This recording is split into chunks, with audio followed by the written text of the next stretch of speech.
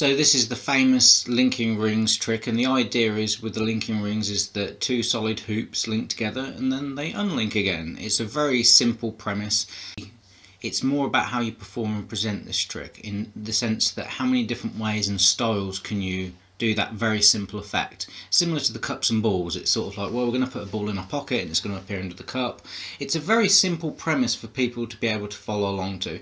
So the more kind of you can spice it up, the more it kind of demonstrates what kind of like better magician you are, in a sense. And Richard Ross is very famous for doing the linking rings because he has a very smooth and elegant style to it, and he does it in the way that I like to perform it, which is to music, and it has a very subtle, very elegant way of being done. I prefer just the two rings, although I do use, you can use several rings, like your whole body's worth of rings or whatever. It's one of those tricks as well, the noise, I don't like the noise of the linking rings, because when you see a lot of magicians do it, it's very clanking around as they're putting a load of rings together and then taking them apart.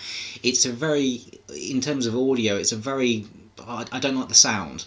So with two rings, it's got a very simple little ting every now and then. It just lets you know when the rings are linked and when they're not.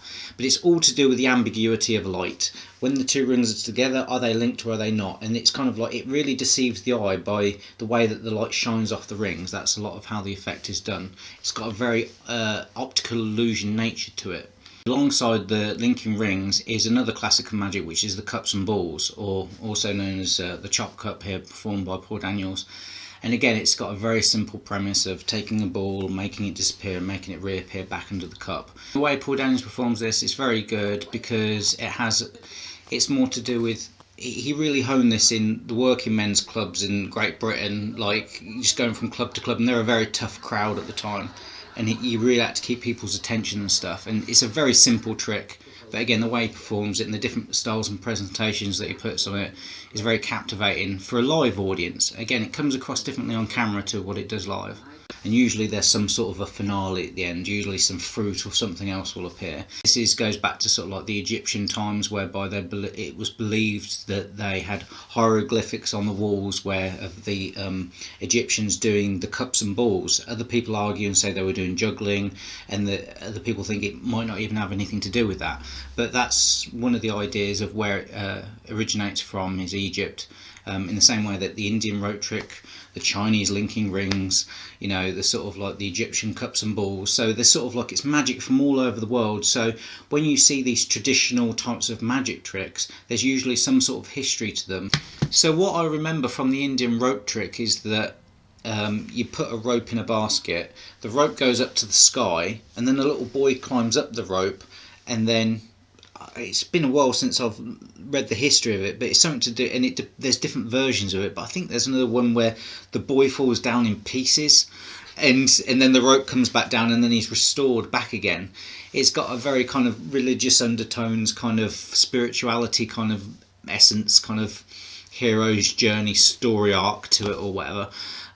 But again, you won't see that trick done in many places. It's usually a case of the rope either just comes up by itself and goes back down again, almost like, you know, those hypnotizing snakes, or there is a pole or a rope that does come up and somebody's able to climb it and then climb back down again. So that the rope kind of remains rigid. But the original, or one of that particular version, is very rarely performed because it's just so difficult to do, especially outside. So he's got a big crowd. He's got like a crowd that Robbie Williams would have at Networth or something for this Indian rope trick.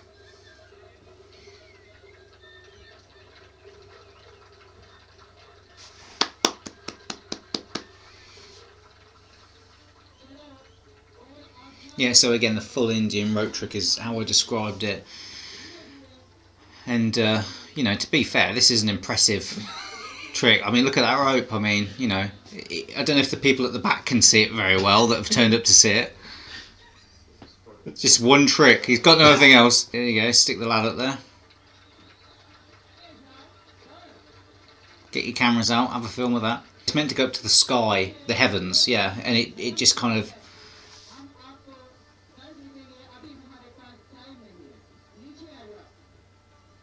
And he comes back down again. In these marketing must be brilliant, because in Covent Garden you can't get a huge crowd, but like he's got, how many people has he had? 25,000 people or something. Thanks for watching. Don't forget to subscribe to our YouTube channel and you'll be notified of our latest videos.